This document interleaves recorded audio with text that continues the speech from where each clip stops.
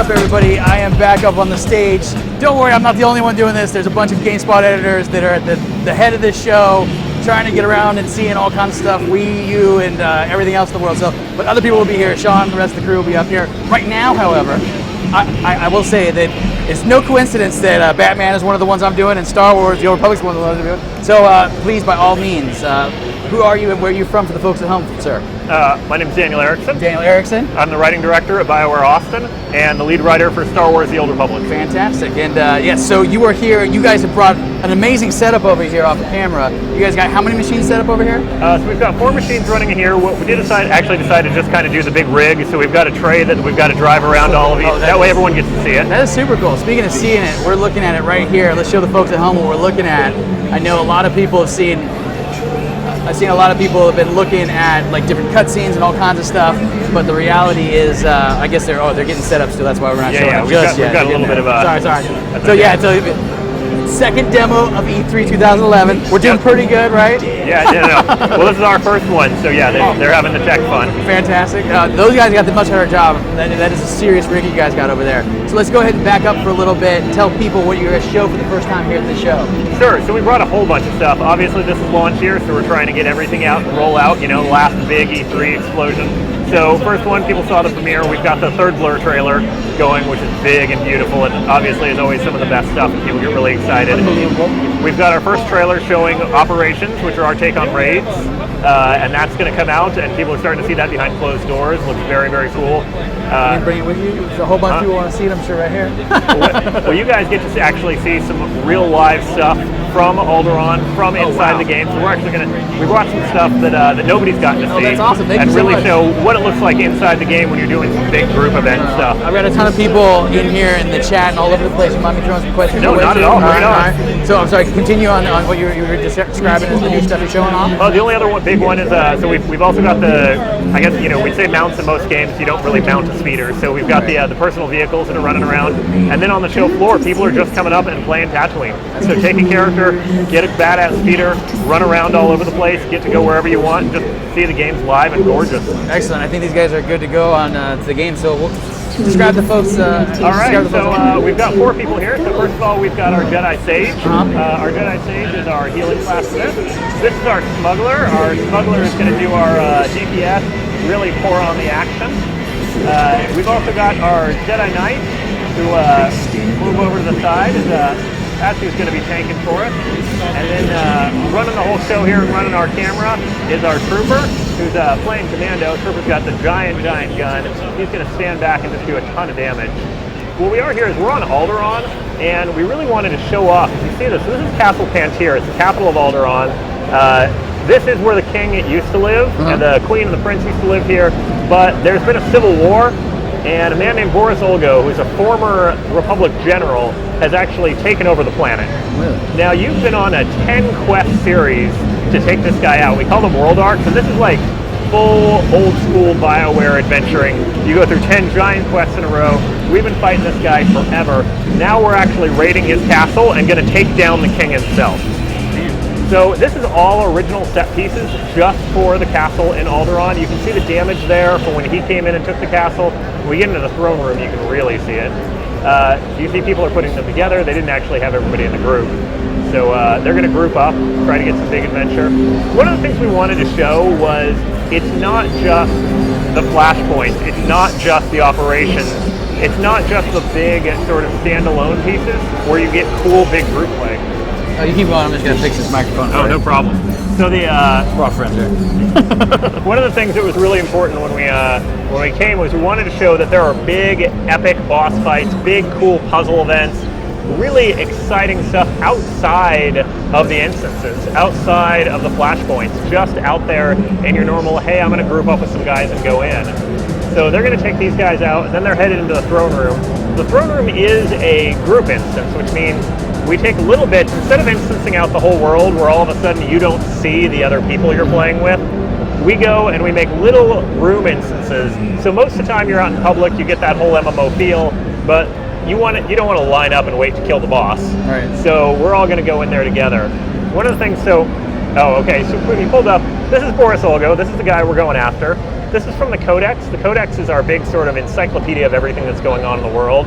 So when you go in here, it gives you a little bit about the guy, just in case you, let's say you're one of those guys who doesn't pay attention. Also good always in the quest. So you can check in on that. They're going to go down the elevator and hopefully close their Codex at some point. Here we go. So everybody's going to go down. We're going to get into the throne room, really face off against these folks. Is it fun getting to show off as much as you're getting to show off? Oh my God, yes. Yeah. Like we've been waiting for so long to get to see all this stuff that, like, you know, the fans have been wanting to see it. Look, check out this place. So this is the art team did a fully original piece for the throne room. You can see where all the damage has been done. You can see everything they messed up. We really wanted to show, one of the big emotional points of the original Star Wars series is obviously Alderaan getting destroyed. Right. So we wanted to show the emotional side of what that meant, which meant showing how beautiful Alderaan was, how amazing it was when it started, etc. So they're running in here to the throne room. They're finally going to face him off. You're actually going to get to see is the multiplayer dialogue, which is one of the huge innovations from the Old Republic, where everybody gets together in a group and talks to an NPC. Oh, wow. We made a little game out of it, so basically you're rolling against each other and trying to see who talks. Picture a bunch of guys in a room all trying to get their way. And let's see how it goes. The first to try for the seat. I didn't expect an off-roader. Who sent you? The Organas? Those broken fools, the Pantiers? What's your stake in this? So all the players actually have very specifically different things for their own class. So you see the smuggler gets to be a little bit of a smart aleck, the Jedi's going to be a little bit more righteous with it. Regardless, Boris is not terribly impressed.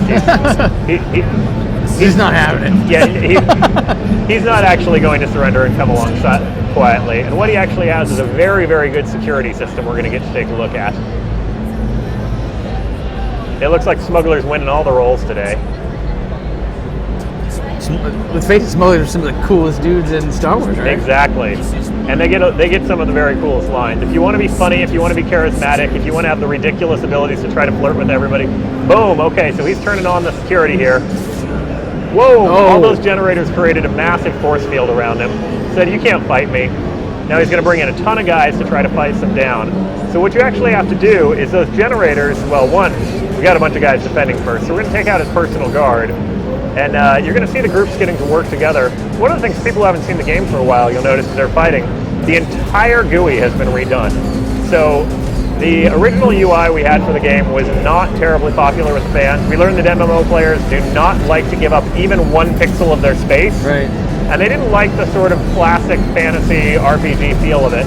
So we did a total revision of it, made all the stuff they wanted up front and easy to get to, and took out every single piece of art or graphics that was possibly blocking the screen.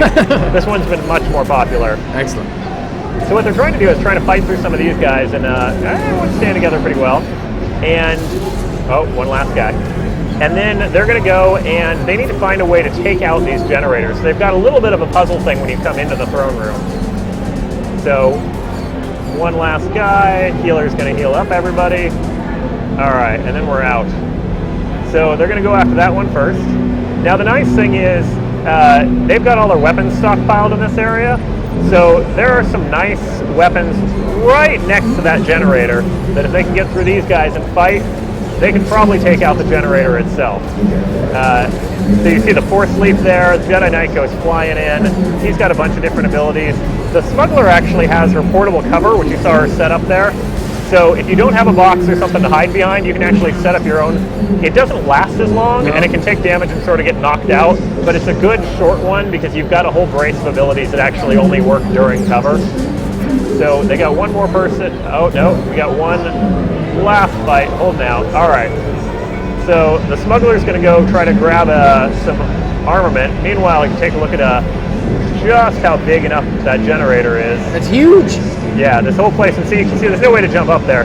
So what we're actually going to do is, she has now got a shoulder-mounted rocket. Excellent. There we go. Oh, wow. So you go through there, you take out 3 more of those, you fight your way through the area, and then you take on the boss itself. Nice. And so we're not going to show through the whole thing because it'd take a while. But then even the fight with Boris Olgo is multi-stage. He's got a bunch of different tricks you can do, etc.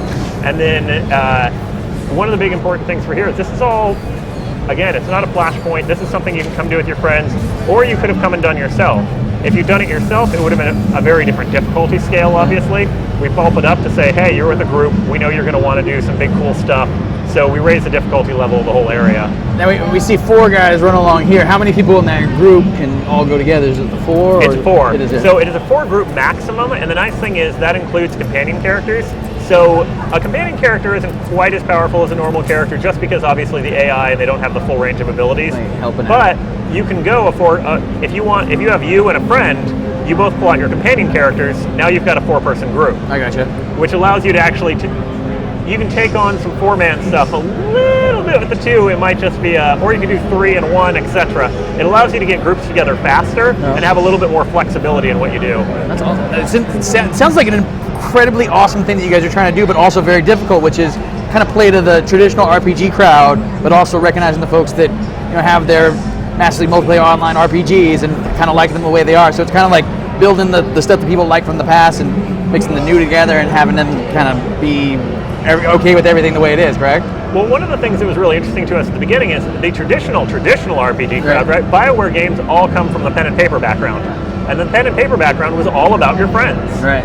The most startling thing when we started playing computer role-playing games, for those of us who are old enough to remember that, is they were single-player. And that's never what you played when you played role-playing games. Sure. So for us, it was a very natural evolution.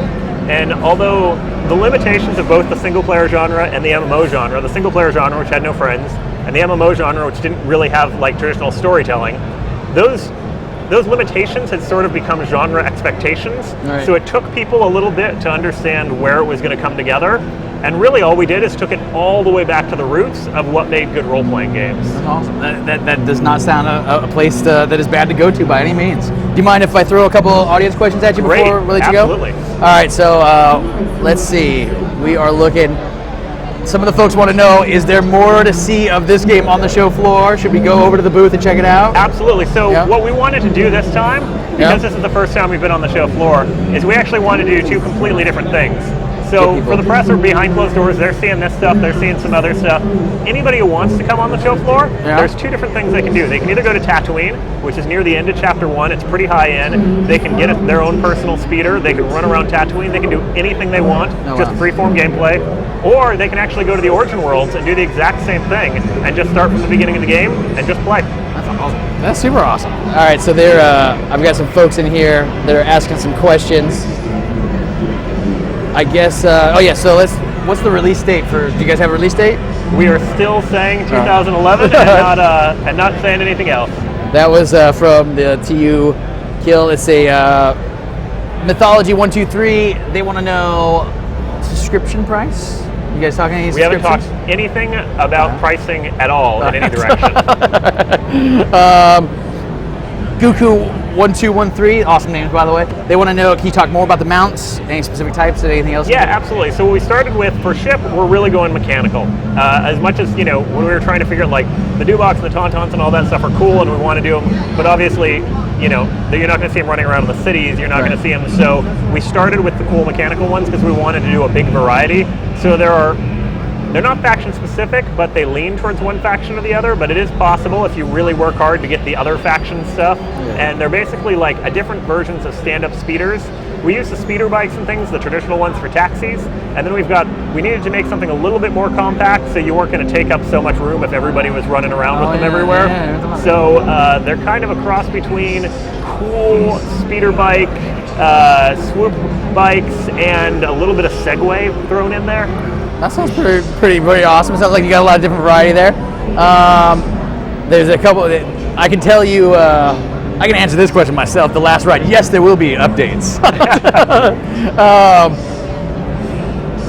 There's a ton of stuff that's coming through.